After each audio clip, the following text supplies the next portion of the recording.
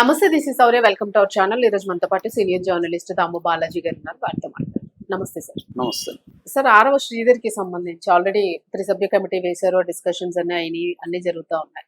But ఈమెకి మాత్రం ఎక్కడ బ్రేక్ వేయట్లేదు. హర్షవీణ ఎవరైతే ఉన్నారో తను ఎక్కడ బ్రేక్ వేయట్లేదు, కంటిన్యూగా వీడియోస్ రిలీజ్ చేస్తున్నాం. సో రీసెంట్ గా ఈ రోజు కూడా ఒక వీడియో రిలీజ్ చేశారు. సో ఏంటంటే చాలా ఛాలెంజింగ్ గా మాట్లాడుతూ ఉన్నారు. బట్ గతంలో కూడా ఇంకా మ్యారేజ్ అయింది, ఇంకా ముందు కొన్ని ఇంకా ఏవో ఉన్నాయనేది కొంత సమాచారం మేరకు అందుతుందని అన్నారు. సో ఏంటి సార్, అంటే ప్రెసెంట్ డీటెయిల్స్ ఏమున్నాయి? బిఫోర్ కూడా మ్యారేజ్ అయిందని అంటూ ఉన్నారు. సో అది వాస్తవమేనా? అరవ శ్రీధర్ విషయాల్లో కొన్ని డెవలప్మెంట్స్ జరిగాయి. అందులో ఒకటి ఏంటంటే జనసేన అపాయింట్ చేసిన 3 సభ్యుల కమిటీ రైల్వే కోడూరు వెళ్ళి అరవ శ్రీధర్ని అతనితో పాటు ఇంకొక 30 మందికి పైగా అందరినీ కూడా 2 దఫాలుగా అక్కడ ఒక హోటల్లో విచారించారు. విచారించిన తర్వాత దాంట్లో మొత్తం రిపోర్టు రెడీ చేసుకొని పవన్ కళ్యాణ్కి అందజేస్తామని ఆ త్రిసభ్య కమిటీ చెప్పింది. దాని తర్వాత అరవ శ్రీధర్ ప్రెస్ మీట్ పెట్టి ఇది నాకు వీణకు మధ్య మా ఇద్దరు వ్యక్తిగత అఫేరు, జనసేనకు సంబంధం లేదు, కాబట్టి జనసేన ఇందులో లాక్కండి అనేది అతను ప్రకటించాడు. దాని మీద వైసీపీ వాళ్ళు అట్లా అనుకుంటే మీ నాయకుడు మాధవ్ మీద వీళ్ళ మీద అంతా ఎందుకు మాట్లాడారు, అది వ్యక్తిగతం కాదా, నీది వ్యక్తిగతం అయితే అని ఒక వెర్షన్. రెండోది, మొన్నటి వరకేమో అవన్నీ డీపేక్ అన్నావు, ఇప్పుడేమో మా ఇద్దరు వ్యక్తిగతం అంటున్నావు. ఇలాగా వాళ్ళు అంటే అసెంబ్లీ వీడియో బయట వచ్చినాక అతనేమి ఇంకా మాట్లాడలేదు, డీపేక్ అని మాట్లాడలేదు. సో దీని తర్వాత ఈఎంఐ మీద కూడా జనసేన వాళ్ళు అనేక విషయాలను బయటికి తీసుకొచ్చారు. దానికి సమాధానంగా ఈఎంఐ నిన్న ఇక్కడ బంజారా హిల్స్లో ఆజాద్ అనే ఒక అడ్వకేట్తో కలిసి నిన్న బంజారా హిల్స్ రోడ్ నెంబర్ 2లో ప్రెస్ మీట్ పెట్టి మాట్లాడింది. ఆ అమ్మాయి చెప్పింది ఏంటంటే, ఆ అమ్మాయి అనేక వాటికి సమాధానాలు చెప్పింది. నెంబర్ 1 ఏంటంటే, తను ఎందుకు ఇవన్నీ వీడియోలు ముందు నుంచే చేశారంటే, మీకు బ్లాక్మెయిల్ చేయాలనే ఉద్దేశం లేకపోతే ఇవన్నీ ఎందుకు రికార్డ్ చేశారు అనేది విలేకరులు అడిగిన ప్రశ్నకి ఆమె ఏం చెప్పిందంటే, ఈ అరవ శ్రీధర్ నేను కాకుండా ఇంకొక 5 మందితో కూడా అఫేర్లు ఉంది, అది చూసి నాకు భయమైంది, నేను విత్డ్రా అవుదాం అనుకుంటే నన్ను వదలట్లేదు, బెదిరిస్తున్నాడు, దాంతో నేను సేఫ్ సైడ్గా ఉంటుందని నేను రికార్డ్ చేయడం మొదలుపెట్టాను, స్క్రీన్ రికార్డులు చేశాను. అలాగా నాకు స్క్రీన్ రికార్డు చేయడం వల్ల ఇవన్నీ యాజ్ ఇట్ ఈజ్గా వీడియోలన్నీ ఉన్నాయి, ఆ స్క్రీన్ రికార్డ్ సాఫ్ట్వేర్ అవన్నీ డీటెయిల్స్ ఉన్నాయి నాకు, ఇది అయితే ఒకటి కూడా ఫేక్ కాదు. అట్లాగే అసెంబ్లీ నుంచి ఒక్క వీడియో కాదు, అనేక వీడియోలు అసెంబ్లీ, ప్రతిసారి అతను అసెంబ్లీకి వెళ్ళినప్పుడంతా రోజు నాకు ఫోన్ చేసేవాడు, అక్కడ ఫుడ్ గురించి అక్కడ విషయాల గురించి అంతా కూడా చెప్పేవాడు, అవన్నీ కూడా ఉన్నాయి. కర్ణాటకలో ఒక ఎమ్మెల్యే పోర్ను చూస్తుంటే అసెంబ్లీలో అతను సస్పెండ్ చేశారు. అలాంటిది ఇతను నాకు వీడియోలు చేసి మాట్లాడుతుంటే ఇతన్ని ఎందుకు సస్పెండ్ చేయరు, మేము స్పీకర్కి కూడా కంప్లైంట్ ఇస్తామని చెప్పారు. అలాగే మేము ఇతని మీద కంప్లైంట్ ఇవ్వడానికి వెళ్తే పోలీసులు ఎవరు తీసుకోలేదు, ఎస్పీ కూడా తీసుకోలేదు. చివరికి NHRC national human rights commission దగ్గరికి వెళ్తే కమిషన్ ఆదేశిస్తే అప్పుడు ఇతని మీద కేసు పెట్టారు అనేది ఒకటి చెప్పారు. అలాగే సంజీవని హాస్పిటల్ వాళ్ళు అబార్షన్ మా దాంట్లో చేయలేదని చెప్తున్నారు. అబార్షన్ వేరు, అబార్ట్ వేరు. అబార్షన్ అనేది పాతకాల పద్ధతి, అది మేము చేసుకోలేదు, నేను స్క్రీనింగ్ చేసుకున్నాను. స్క్రీనింగ్ చేసుకుంటే అరవ శ్రీధరే వాళ్ళకి ఫోన్ చేసి ఇలాగ ఆమెకు అబార్షన్ కావాలి, అబార్ట్కి కావాల్సిన మెడికల్ కిట్ ఇవ్వండి అని చెప్తే వాళ్ళు అబార్షన్కి కావాల్సిన మెడికల్ కిట్ ఇచ్చారు. అదంతా కూడా నా దగ్గర డీటెయిల్స్ ఉన్నాయి, నేను కోర్టుకి రేపు పొద్దున ఇవన్నీ కూడా సబ్మిట్ చేస్తాను అనేది చెప్పింది. ఎందుకంటే సంజీవని హాస్పిటల్ వాళ్ళు మా దగ్గర ఓన్లీ టెస్టింగ్కి వచ్చింది తప్ప మేము అబార్షన్ చేయలేదని చెప్తున్నారు. అబార్షన్ అనేది టెక్నికల్గా లేదు, కానీ అబార్షన్ కిట్ ఇచ్చారు. అది ఎందుకు ఇచ్చారు అనేది ఇప్పుడు వాళ్ళ మీద కూడా ప్రాబ్లం అవుతుంది. దానికి సంబంధించిన ప్రిస్క్రిప్షన్ కూడా అమ్మాయి నెట్లో పెట్టింది.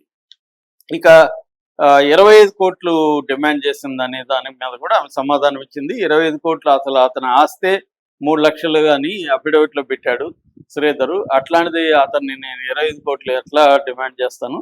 రెండోది, నేను డిమాండ్ చేసినట్టు ఏ సాక్ష్యాధారం లేదు, అది చూపించాను నాకు అనేది కూడా ఆమె అడుగుతుంది. నన్ను బదనాం చేయడానికి ఇవి చెప్తున్నారు అనేది ఆమె ప్రధానంగా ఇది నిన్న ప్రెస్ మీట్లో చెప్పింది. అయితే ఇప్పుడు కొన్ని విషయాలు బయటకు వచ్చాయి. అదేంటంటే, ఈమెకి ఆల్రెడీ 2 పెళ్లిళ్ళు అయినాయని చెప్పి ముందుగా. రెండోది ఏంటంటే, ఈమె మోడస్ ఆపరండి శ్రీధర్తో ఎలాగైతే, అంటే శ్రీధర్ని ఈమె ట్యాప్ చేసింది అనేది కదా ఇప్పుడు వెర్షన్. సో శ్రీధర్తో శ్రీధరే ముందుగా ఈమెను కాంటాక్ట్ చేయలేదు, ఈమె శ్రీధర్ని కాంటాక్ట్ చేసి ఫేస్బుక్లో కంగ్రాచులేషన్స్ మెసేజ్ పెట్టింది. శ్రీధర్ రిప్లై ఇచ్చినాక అక్కడ నుంచి అప్పుడే 2-3 గంటలు మాట్లాడుకున్నామని ఆమె చెప్తుంది. అంటే 2-3 గంటలు మాట్లాడుకొని ఐ లవ్ యూలు అప్పుడే చెప్పుకొని ఫోన్ నెంబర్లు ఎక్స్చేంజ్ చేసుకొని అప్పటి నుంచి ఆమె వాళ్ళ యాక్టివ్గా అతనితో అఫైర్లకి వెళ్ళింది. సో వెళ్ళి ఇప్పుడు అతను పెళ్లి చేసుకోని అన్నాడు కాబట్టి బ్లాక్ మెయిల్ చేస్తుంది. ఇప్పుడు ఆమె పద్ధతి గతంలో కూడా ఇంకొక ఇద్దరుతో కూడా ఇలాగే బిహేవ్ చేసింది అని ముఖ్యంగా భవానీ శంకర్ అనే పేరు బయటకు వచ్చింది. భవానీ శంకర్ అనే అతనికి కూడా ఈఎంఐ ఫేస్బుక్ లోనే పరిచయం. అతనిది వైజాగ్ స్టీల్ సిటీనో ఎక్కడో. సో అతనితో పరిచయం అయ్యి ఈఎంఐ ఏంటంటే ఈఎంఐ బేసిక్గా ఎస్సీ, కానీ రెడ్డి అనే ఐడి పెట్టుకొని రెడ్డిగా లాగే నమ్మించి అతన్ని కూడా, అతనైతే ఎస్సీ కాదు, కులం నాకు కరెక్ట్గా తెలియదు, భవానీ శంకర్ది. సో అతనితో నేను రెడ్డి అమ్మాయిని అని చెప్పి పరిచయం చేసుకొని మెల్లగా అతన్ని అఫైర్లకి లాగి అతన్ని కూడా ఇలాగే చేయగోసుకోమని, నీకు నా మీద ప్రేమ ఉంటే చేయగోసుకో, రక్తం చూపించు నాకు అని బలవంతం చేపించి అతను కోసుకోపోతే కూడా ఈమె కోసింది అనేది కూడా వార్తలు వస్తున్నాయి. అంటే అతన్ని కూడా ఇలాగే డీల్ చేసి అతన్ని కూడా ట్రాప్ చేసి అబార్షన్ నాకు ప్రెగ్నెంట్ అయిందని చెప్పి అతన్ని ఫోర్స్ చేసి పోలీసుల ద్వారా బలవంతంగా కాశీనాయంత సత్రం అని ఉంటది కడప జిల్లాలో, వరికుంట్ల అనే ఊర్లో, అక్కడ పెళ్లిళ్ళు చేశారు. 2018 అక్టోబర్ 15వ తేదీన వీళ్ళ పెళ్లి అయింది అక్కడ. ఆ ఫోటో కూడా చూసాను నేను, పెళ్లి ఫోటో కూడా ఉంది. సో అలాగా అంటే మ్యారేజ్ సర్టిఫికేట్ ఉంది, మ్యారేజ్ సర్టిఫికేట్ లో పెళ్లి కూడా ఉంది. సో అంటే కాశీనాయ సత్రంలో పోలీసులు బలవంతంగా చేయించే విధంగా, లేకపోతే నీ మీద ఎస్సీ ఎస్టీ కేసు పెడతాను, అదంతా బ్లాక్ మెయిల్ చేసింది. యాక్చువల్ గా అతను పెళ్లి చేసుకుంటాననలేదు, ఈమె పెళ్లి చేసుకోమని ముందు అడగలేదు, మామూలుగా అఫైర్లు స్టార్ట్ అయింది. అప్పటికి ఎంఐ వయసు ఎంత, 18 అంటే ఈమె 95 బోర్న్, జూలై 14, 95 లో పుట్టింది అమ్మాయి. అంటే 30 ఏళ్ళు ఇప్పటికి. ఇది ఎప్పుడు జరిగింది? 18 2016 to 18 లో పెళ్లి అనేది. 18 పెళ్లి, 16 అంటే దాదాపు 10 ఏళ్లకు ముందు లవ్ స్టోరీ. 16 లో వీళ్ళిద్దరు అఫైర్ మొదలైంది. 19-20 ఇయర్స్ నుంచి. ఈయన భవానీ శంకర్ చెప్తున్నది ఏంటంటే అంతకు ముందు కూడా ఈమెకి 4-5 అఫైర్లు ఇలాగే ఉంది. అప్పుడు కూడా ఇదే గ్రూప్ 1 ప్రిపేర్ అవుతున్నానని నాతో కూడా పరిచయం చేసుకుంది. ఇలాగే నన్ను కూడా బ్లాక్ మెయిల్ చేసి పెళ్లి చేసేసుకుంది. పెళ్లి చేసుకున్నాక మళ్ళీ ఆమె కోరుకున్నవని నేను అందించలేదని మళ్ళీ నా మీద 498 కింద కేసు పెట్టి నన్ను మా తమ్ముడు శ్రీరాముని ఇద్దరిని కేసులు పెట్టి అరెస్ట్ చేశారు. సో చివరికి ఆమె చెప్పిన ఆరోపణలు ఏవి కూడా ప్రూవ్ కాలేదని బద్వేల్ కోర్టులో కొట్టేశారు 2023లో. అంటే ఈమె ముందు నుంచి ఇదే ఈమె ఫాల్స్ అనేది తేలిపోయింది కోర్టులో. సో అంటే వీళ్ళు ఆమె బెదిరింపులకి లొంగకుండా కోర్టుకి వెళ్దామని వీళ్ళు కూడా రెడీ అయ్యారు. బెదిరింపులకి సరెండర్ అవ్వాలంటే పాపులర్ అయితే అవుతారు, ఈయన పాపులర్ కాదు కదా. సరే నేనేం తప్పు చేయలేదు కాబట్టి కోర్టుకి వెళ్దామని బద్వేలు, ఈ అమ్మాయిది కూడా బద్వేలు, వీళ్ళ నాన్న పేరు సుజన్ కుమార్ అండి. సుమిత్రా నగర్ లో ఉండేవాళ్ళు ఇల్లు అప్పట్లో బద్వేల్లో. సో అలాగా ఈ భవానీ శంకర్ ఎపిసోడ్ అలాగే 2003కి కోర్టు ద్వారా ఎండ్ అయిపోయింది. 2016లో స్టార్ట్ అయ్యి ఆ తర్వాత మనకి నాగమోహన్ రెడ్డి గురించి ఇంకా డీటెయిల్స్ రాలేదు, కానీ రెండవ హస్బెండ్ నాగమోహన్ రెడ్డి. నాగమోహన్ రెడ్డితోనే బాబుని కనింది. ఆ నాగమోహన్ రెడ్డి కూడా మీడియాకు వచ్చి మాట్లాడడానికి భయపడుతున్నాడు. భవానీ శంకర్ కూడా భయపడుతున్నారు. ఎందుకంటే వాళ్ళకి వేరే ఫ్యామిలీస్ సెటిల్ అయిపోయారు, ఇప్పుడు అవన్నీ పిల్లలు ఉన్నారు. ఇవన్నీ బయట అయితే వాళ్ళ ఫ్యామిలీస్ కి కూడా ఇబ్బంది కదా, అనవసరమైన పెంట. ఇదేదో అయిపోయింది, వాళ్ళకి మామూలుగా తలుచుకోవాలంటే కూడా భయం వేసే ఎక్స్పీరియన్స్ వాళ్ళకి అందింది ఈ అమ్మాయి వల్ల. ఇప్పుడు మళ్ళీ వచ్చి వాళ్ళు ఇన్వాల్వ్ అయితే మళ్ళీ ఈ అమ్మాయి వాళ్ళ మీద కూడా ఏదో చెప్తుంది కదా. సో ఎందుకు వచ్చిందని వాళ్ళు గమ్మునున్నారు మామూలుగా అయితే. సో అలాగా ఈ అమ్మాయికి హిస్టరీ అంటే ఇట్లా బ్లాక్ మెయిల్ చేసి ప్లానింగ్ చేసి ఒక ఆల్రెడీ ఎక్స్పీరియన్స్డ్. అలాగే శ్రీధర్కి ఏమో కొంత మెచ్యూరిటీ లెవెల్స్ తక్కువ ఉన్నాయి.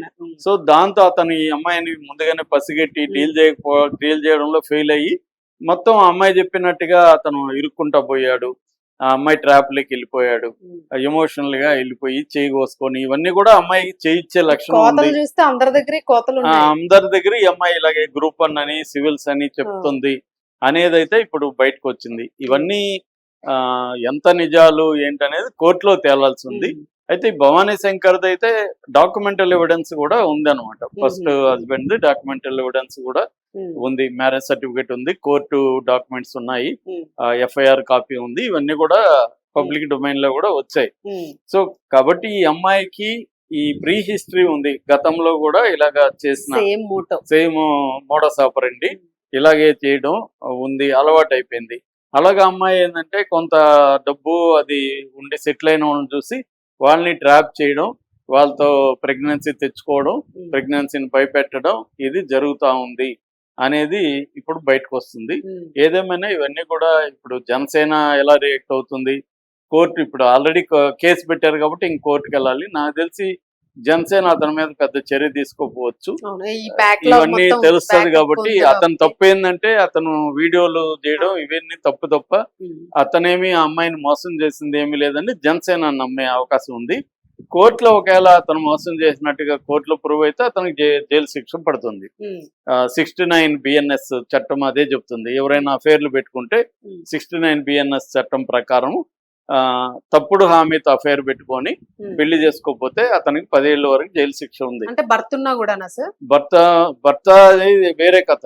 భర్త ఉన్నా లేకపోయినా పడుతుంది, ఎందుకంటే ఇద్దరు కాన్సెంటింగ్ అడల్ట్స్ మధ్య కదా. సో కాబట్టి అవన్నీ చూడాలి రేపు. అంటే ఇదేం చట్టం వేరు, దాన్ని మన దేశంలో ఏంటంటే చట్టం కంటే దాని ఇంటర్ప్రిటేషన్ ఇంపార్టెంట్. మీరు అన్నట్టు రేపు ఇతను భర్త ఉన్నాడు, ఈఎంఐ ట్రాప్ చేసిందని నిరూపిస్తే అప్పుడు ఇతనికి పడకపోవచ్చు.